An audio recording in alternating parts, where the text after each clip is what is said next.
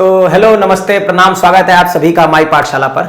और बात तो कुछ इस तरह है कि राजस्थान में चुनाव होने वाला है राज्यसभा सीट के लिए 19 जून को, या 19 जून से जो भी है।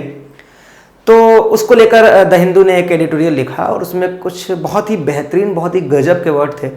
तो आज हम उन वर्ड्स को देखेंगे, उन कॉन्टेक्स्ट को देखेंगे। पूरा वीडियो आखिरी तक देखिएगा और वीडियो के आखिरी में फिलर्स फॉर्म में क्विज मिलेगा। क्विज को सॉल्व कीजिएगा और उनके आंसर्स कमेंट बॉक्स में दे दीजिएगा। इतना सारा प्यार दिखाने के लिए, इतना सारा लाइक और शेयर करने के लिए आप सभी लोगों को बहुत बहुत धन्यवाद। तो स्टार्ट करते हैं आज का सेशन।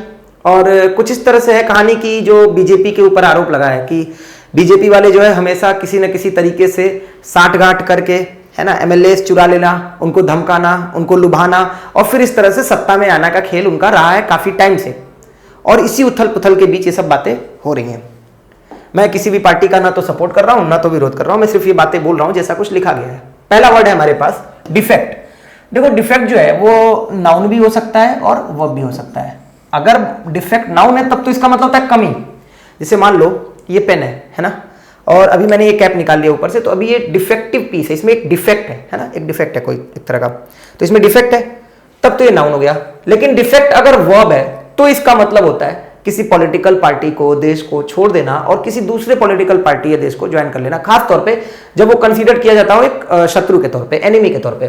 तो सिनोनिम के तौर पे डेजर्ट ही हो गया, रिबेल हो गया, क्विट हो गया, रिवॉल्ट हो गया, और एंटोनिम के तौर पे क्लिंग टू, स्टिक टू, ये सब आप यूज कर सकते हो।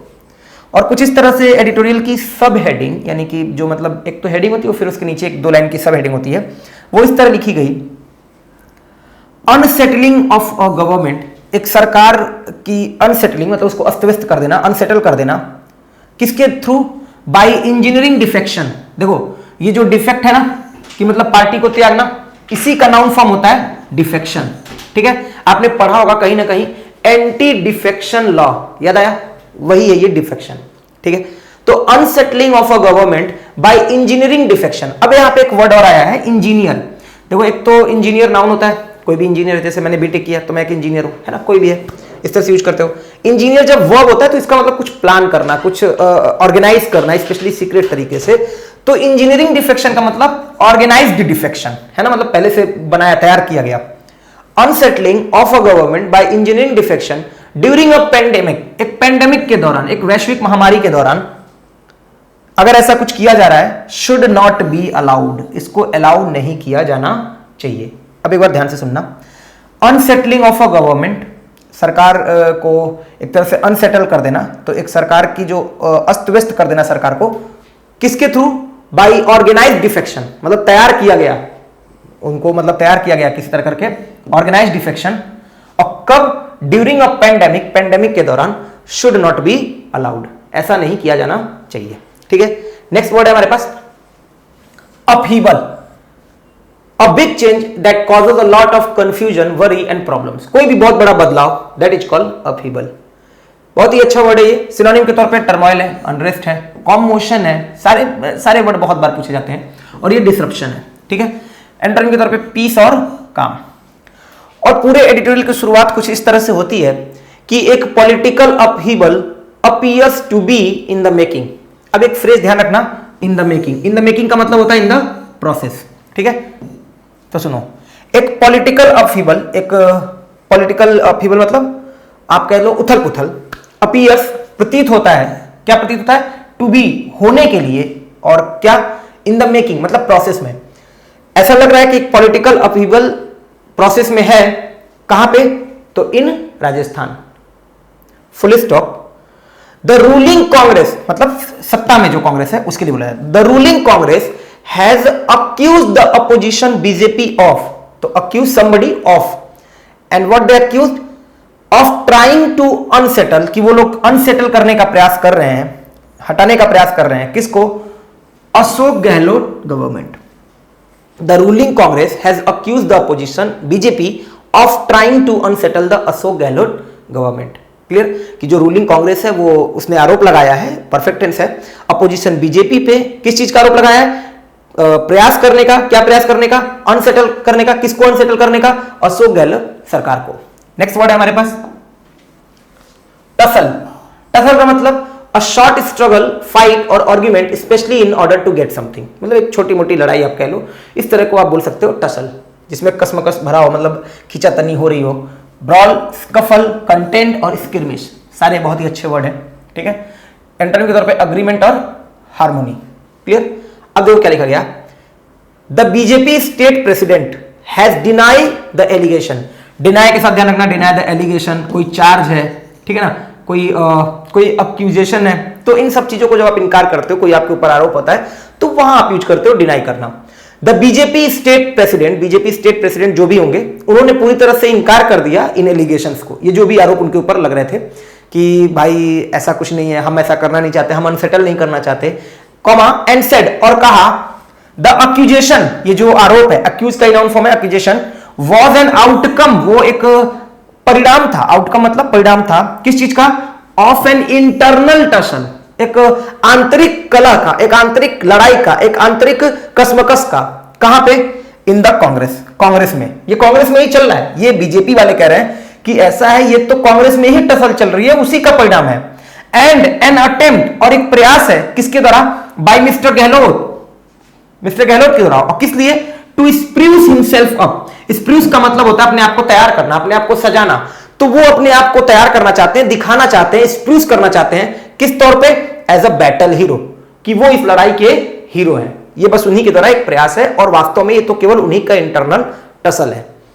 नेक्स्ट है हमारे पास रेस्ट करना। रेस्ट का मतलब होता है कोई चीज को छीन लेना, to take something such as power और control from somebody something with great effort, मतलब एक प्रयास के साथ किसी चीज को छीन लेना, दैट इज कॉल्ड रेस्ट करना। सिनोनिम में आपका सीज, यूसर्प, रेंच और एक्सट्रैक्ट, एक बहुत अच्छा वर्ड है यूसर्प। एंटोनिम के तौर पे इंसर्ट करना, इंस्टिल करना या फिर स्टफ कर देना, है ना, कोई चीज को भर देना, है ना, उसमें लगा देना, इस तरह से।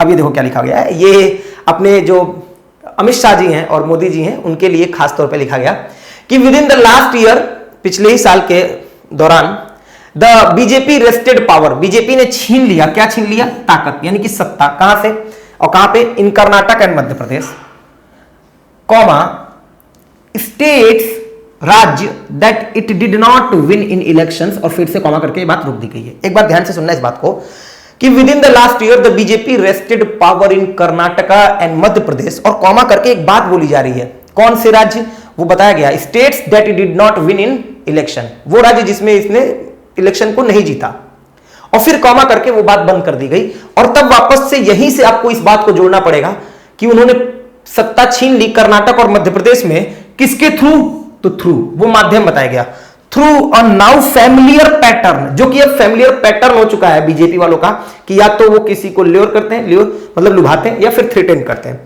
तो through now a familiar pattern, और कौन सा है familiar pattern, of engineering resignation, organised resignation of MLAs. समझ में आ गया, ठीक है। ये बीच में जो बात बोली गई थी कॉमा करके, उतनी बात सिर्फ बोली गई है कि वहीं पे समझ लो, और वापस से यहां से आपको वहां पे जोड़ना है, ठीक है। नेक्स्ट वर्ड देखो, नेक्स्ट वर्ड है इनअपॉर्च्यून। इनअपॉर्च्यून का मतलब होता है जो सुटेबल ना हो, उस टाइम पे एप्ट ना हो, जो उस समय पे उपयुक्त ना हो, that is called inopportune movement, clear. Not appropriate और convenient, happening at a bad time. बहुत बढ़िया आर्टिकल है, आप इस आर्टिकल को मिस मत कीजिए, आप इस आर्टिकल को जरूर जाके पढ़िए। सिनोनिम के तौर पे इनएप्रोप्रिएट, इनऑस्पिशियस, अनटाइमली और अनप्रोपिशियस। एंटोनिम हो जाएगा आपका टाइमली, ऑस्पिशियस, अपॉर्च्यून और प्रोपिशियस। ये देखो अब किस तरह से लिखा गया है, द स्टेट्स रिस्पॉन्स, जो राज्य का रिस्पॉन्स रहा है, हैज बीन, वो रहा है, रीजनेबली रोबस्ट, ये रोबस्ट आपका एडजेक्टिव है, तो रीजनेबली यहां पे लगा के एडवर्ब बना दिया गया, ठीक है। तो जो राज्य का रिस्पॉन्स रहा है वो काफी बढ़िया रहा है, काफी दमदार रहा है, काफी ढंग का रहा है, सो फार, अभी तक राज्य का जो रिस्पॉन्स रहा है बहुत ही गजब का रहा है। बट पॉलिटिकल अनसर्टेनिटी, किसके लिए बोला जा रहा है, ये जो पेंडेमिक चल रहा है उस पर बोला जा रहा है, लेकिन ये जो पॉलिटिकल अनसर्टेनिटी चल रही है इस समय, अनिश्चितता चल रही है, एट दिस मोमेंट, इस पल, could spin the pandemic out of control, वो पेंडेमिक को घुमा के कर देगा किस तरफ, आउट ऑफ कंट्रोल, मतलब वो कंट्रोल के बाहर चला जाएगा। क्योंकि अगर मान लो वहां पे इस तरह की बातें होने लगेंगी तो फिर उनका ध्यान पॉलिटिकल मुद्दों पे जाएगा, वो इस रिस्पॉन्स को नहीं देख पाएंगे, ठीक है। तो इसीलिए बोला गया जो स्टेट का रिस्पॉन्स रहा है अभी तक तो बहुत गजब रहा है, लेकिन अगर ये पॉलिटिकल अनसर्टेनिटी इस मूवमेंट पे आती है तो ये क्या कर देगी, पेंडेमिक को आउट ऑफ कंट्रोल घुमा के रख देगी।